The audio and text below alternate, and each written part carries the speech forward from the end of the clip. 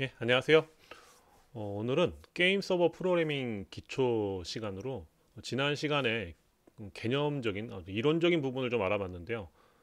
이번 시간에는 클라이언트 소스를 보면서 그 이론적인 부분하고 소스를 한번 연관시켜 볼게요. 먼저 하기 위해서 소스들은 지금 여기 클라이언트 소스는 여기 3번에 있어요. 그리고 서버 소스는 4번에 있고요. 그다음에 뭐 기회가 되면 바이트 오더에 대해서도 한번 같이 보는 게 좋을 것 같아요. 요 세 단원이니까 하나하나 차례대로 갈게요. 먼저 클라이언트 소스를 한번 볼게요. 요게 이제 설명이 아직 없는데 요거는 소스를 보면서 제가 다시 설명을 할게요. 이게 클라이언트 소스예요. 이 클라이언트를 하기 위해서 처음에 필요한 게 인크루드 먼저 해야겠죠. 이제 윈속을 사용하겠다라는 거를 하기 위해서 헤더 2개 포함시켜 주고요. 그 다음에 라이브러리 하나 포함시켜 줘야 돼요. 이걸로 시작을 하고요. 그 다음에 이제 윈속을 사용하기 위해서 처음에 초기화하는 부분이 필요한데요. WSA 스타트업이라는 함수를 통해서 2.2라는 거를 넣어주면 이제 결과가 나오겠죠. 그래서 이 함수를 실행하면은 이제 윈속을 처음에 이제 시작을 하는 거고요. 그 다음에 우리가 저번 시간에 얘기했던 그 전기 코드 얘기했죠. 110V하고 220V가 있는데 모양이 다르다고요. 물리적인 모양이 다른 부분이 있는데 소프트웨어는 함수의 인자값으로 이 소켓의 모양을 결정하게 돼요. 이게 이제 이 함수에 대해서 좀 더 알아보면요. 제 카페 보시면은 잠깐만요. 카페 보시면 여기 맨 앞에 보면은 여기 네트워크 함수들이라고 있어요. 여기에 보면 소켓 함수가 있어요. 요 소켓 함수들에 대한 이제 요 소켓 함수에 대한 내용이 여기 있는데 처음에 인자가 이제 그 주소에 어드레스 패밀리예요. 그러니까 이 주소에 어떠한 이제 모양을 가질 거냐. 우리가 주로 많이 사용하는 게 이 iNet이라는 걸 많이 사용을 해요. 그러니까 여기 설명을 하면 우리가 지금 여기 사용하는 게 요거죠. 그 다음에 또 사용하는 게 여기 밑에 있는데 잠시만요. 요 6예요. 6. 요 6하고 요거를 같이 사용을 해요. 그러면 우리가 지금 이제 많이 사용하는 부분들이 뭐냐면 한 바이트 점 한 바이트 한 바이트 이런 주소 체계를 많이 봤을 거예요. 여러분들 그 윈도우 저기 버튼하고 R을 누르고 CMD라고 한번 쳐봐요. 그 다음에 IP config라고 치면 이제 IP가 나오게 되는데 그 IP를 주소 체계를 보면 여기가 맥시멈 255, 255, 255, 255 이런 주소 체계들을 가지고 있어요. 이게 뭐냐면 뭐 210, 뭐 15, 21, 뭐 103 이런 식으로 IP를 가지고 있어요. 여러분들 이게 결국에는 전화번호죠. 이거를 알아야 통신이 되는 거예요. 이걸 기반으로 모든 게 오고 나가기도 해요. 그래서 요거는 머신의 그러니까 랜카드의 어떠한 주소값이 되는 거고요. 그 다음에 이 랜카드를 통해서 프로그램이 어플이 작동이 되죠. 그 어플에 또 사용되는 게 포트죠. 이러한 내용을 가지고 전달을 하게 되는데 이때 요 주소 체계를 어떠한 것을 쓸지를 결정하는 거예요, 지금. 그래서 우리는 이제 IP를 사용할 건데 인터넷 프로토콜을 사용할 건데요. 이때 우리가 AF INET을 쓸 거예요. 이건 뭐냐면 버전 4 요걸 사용하겠다는 거예요. 한 바이트 점, 한 바이트 점, 한 바이트 점, 한 바이트. 요런 주소 체계를 사용하겠다는 거예요. 그래서 어떠한 서버에 주소를 넣을 때는 이러한 형태로 주소를 넣어야 돼요. 근데 지금 이 주소가 많이 부족한 상황에 오고 있어서 요 6가 지금 나오고 있죠. 그래서 요 6는 좀 모양이 달라요, 이거랑. 그래서 요 6는 나중에 기회가 되면 좀 보기로 하고요. 지금은 4 버전만 볼게요. 그래서 IP 버전은 이 4 버전을 사용한다라는 거 넣어주는 거고요. 그래서 여기에는 AF INET이 들어가겠죠. 소스에는 PF로 되어 있는데 사실은 같아요, 이게. 디파인으로 다시 바꿔놓은 것 뿐이에요. 그 다음에 들어가는 게 타입이죠. 타입은 소켓의 타입이에요. 우리가 사용할 거는 스트림하고 데이터그램 두 가지를 사용할 거예요. 스트림은 이 내용을 한번 볼게요. 이 내용을 보면 우리가 뭐 이건 이제 나중에 좀 설명을 하고요. 순차적이고 신뢰할 수 있는 양방향 연결 기반의 소켓이에요. 말이 어려워요, 이게 되게.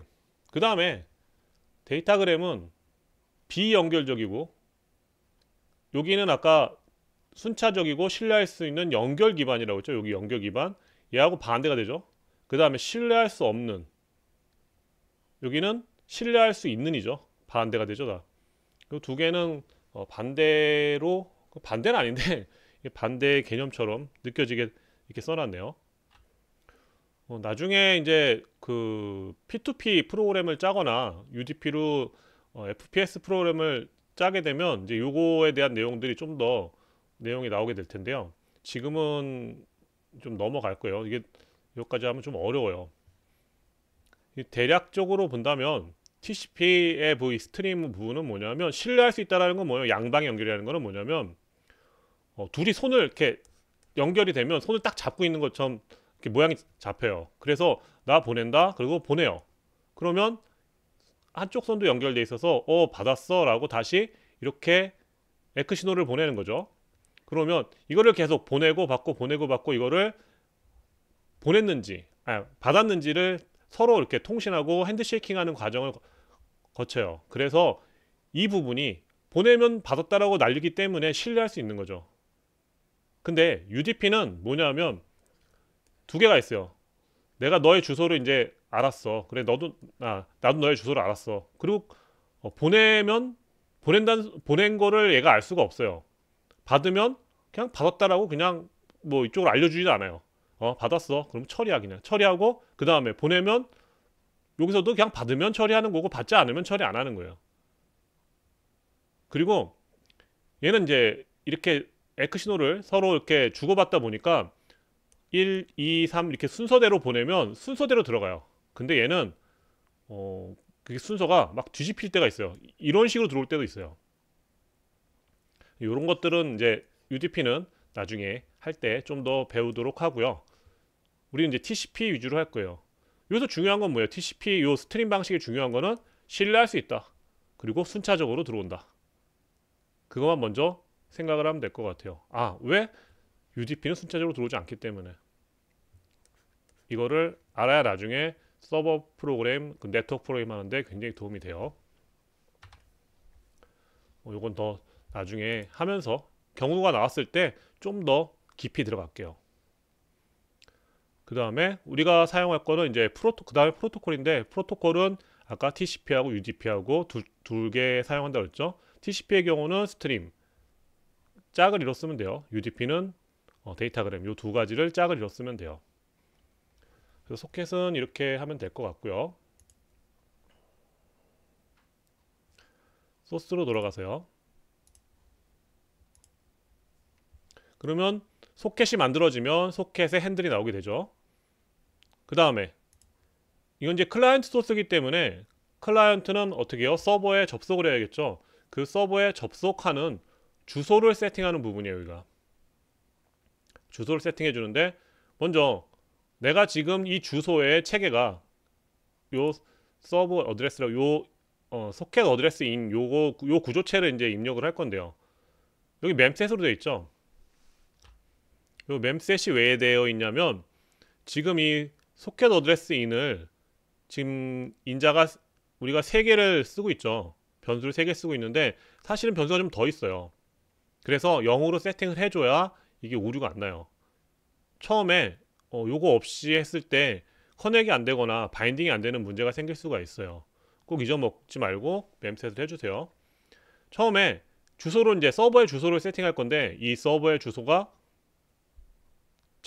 주소 체계가 뭐냐 먼저 정하겠죠. 그래서 AF inet이라고 정해요. 이거는 아까 얘기했던 한 바이트 요거죠. 그 다음에 옛날 체계는 이런 식으로 돼 있어요. 이제 똑같은 구조체에 넣는 건데, 이제 inet 어드레스를 썼는데, 이건 뭐냐면 결과적으로 문자열로 된 주소를 하나의 더블워드 값으로 바꿔주는 역할을 해요. 그래서 하나의 값으로 만들어주는 역할을 하는데 요게 그 함수인데 요게 바뀌었죠. -, 요걸 한번 해볼게요. 요걸 해보면 위에 거를 키우고 밑에 거를 하면은 한번 컴파일 해볼게요. 컴파일 하면 오류가 나요. 여기 나오죠. 노워닝이라고 하든가 아니면 이제 다른 걸 쓰라고 하죠. 요거는 이제 스탠다드 함수고요. 요거는 윈도우 함수예요. 그래서 우리 여기서는 그냥 스탠다드 함수를 썼어요. 스탠다드 함수로 바꿔줘야 된다는 거죠. 그래서 이렇게 바꿔줘야 돼요. 주소 체계는 어떠한 주소 체계고 그 다음에 IP는 어떻게 되고 여기 127001은 뭐냐면 그냥 나가지 않고 랜카드 자기 자신의 컴퓨터 안에서 그냥 머무르란 뜻이에요. 자기 자신의 로컬의 IP니까 이 IP를 쓰면 나가지 말고 061 통해 나가지 말고 내 내부에서 처리를 해라라는 뜻이에요. 이게 127001이 그 다음에 여기에다가 값을 세팅하게 되죠. 그래서 이 안에 요거에 해당하는 값이 세팅이 돼요. 그 다음에 이제 IP는 어떠한 머신에 대한 지정이죠. 주소 지정이죠. 그 다음에 포트는 어떠한 어플에 대한 지정이죠. 그래서 이거는 약속이에요. 이건 이 값을 써야 된다. 그런 게 아니라 서버가 어떠한 포트를 잡았으면 그 포트를 써줘야 돼요. 그래야지 거기에 전달이 될 수 있는 거예요. 그래서 여기 포트를 하는 거고요. 결과적으로 이건 뭐냐면 그냥 3만2라고 넣어도 되는데 이렇지 않고 그냥 이 앞에 H2 네트워크 숏이라고 넣는 이유는 뭐냐면 요거는 앞에는 호스트예요. 나중에 바이트 오더에 대해서 좀 할 수도 있는데 이건 뭐냐면 우리가 쓰는 컴퓨터는 이제 소형이라고 할 수 있나요? 그 호스트들은 대부분 일반 PC죠. 그 다음에 네이버나 이런 데 사용하는 것들은 이제 대형 PC죠. 그 스파크나 뭐 이런 것들을 사용하는 대형 PC들이에요. 그래서 대형 PC의 운영체제와 그 다음에 우리가 쓰는 일반 퍼스널 컴퓨터의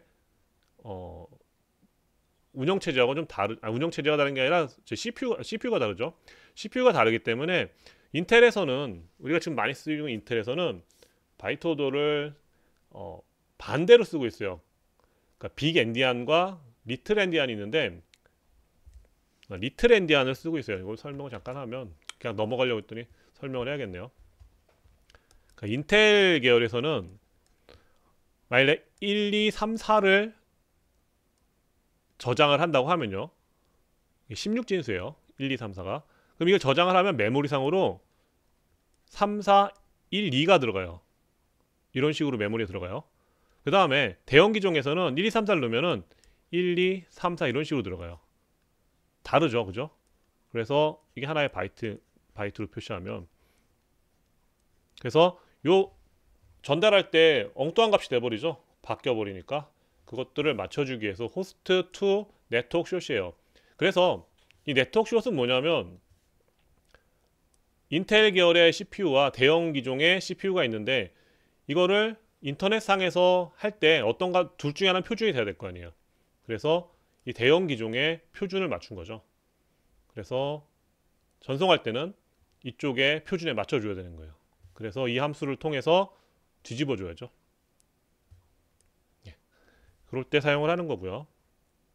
다음에는 여기까지는 다 이해가 됐죠. 대략적으로 이거를 함수가 뭐고 뭐 이거 복잡하게 할 필요 없어요. 개념적으로 이게 뭔지가 알면 되겠죠. 그죠? 그리고 중요한 건 뭐예요? 어드레스 주소 체계하고 그 다음에 IP하고 결국엔 포트를 이 구조체에 넣어준 거죠. 그래서 이 구조체에 넣어주고 그 다음에 이 소켓을 이용해서 이 주소로 연결을 해라 라고 하는 게 커넥이죠. 이 커넥 함수를 통해서 서버로 전송이 돼요. 그러면 이렇게 전송이 되면 요건데요. 커넥을 통해서 서버는 대기를 하고 있죠. 그래서 커넥이 전달이 되고 억셉트에서 빠지면 다시 접속이 됐다라고 여기서 빠지는 거예요. 그게 무슨 말이냐면 소스를 보면 요 자체가 브로킹 함수예요. 브로킹 함수는 뭐냐면 printf나 scanf 같은 경우 어떻게 돼요? 입력이 다 될 때까지 함수가 빠지지 않죠. 이것도 역시 커넥이 될 때까지 빠지지 않아요. 이 함수가 빠지지 않아요. 만일에 서버가 안 켜져 있어요. 그러면 얘는 커넥을 계속 시도하다가 어떻게 되겠어요? 어느 순간 연결할 수 없다고 뜨겠죠. 연결이 되면 연결된 순간 빠지겠고요. 이게 블로킹 함수예요. 그래서 커넥을 그런 식으로 하고요. 커넥이 되었을 때, 연결이 되었을 때 그때 이제 여기서는 이제 서버가 샌드하게 되어 있어요. 리시브를 거는데 리시브 함수에서 잠깐 보면 리시브 함수는요. 어떠한 소켓으로 리시브 하겠다라는 걸 알려줘야 돼요. 그 다음에 이거는 리시브 받을 버퍼의 크기예요. 여기 이제 255죠. 그러면 여기 255의 사이즈만큼 데이터를 받을 수 있는 거예요. 요 뒤에 거는 나중에 알려줄게요. 이건 무시하고요. 일단 요 데이터만큼. 그러면 어떻게 돼요? 지금 255의 버퍼를 가지고 리시브를 대기하는 거예요. 그래서 대기한다는 건 뭐예요? 여기도 블로킹이에요. 안 빠져요. 그냥 밑으로 내려가는 게 아니라 들어올 때까지 여기서 기다려요. 기다렸다가 서버에서 샌드를 하는 경우 서버에서 샌드를 해오면 그때 리시브가 떨어져요.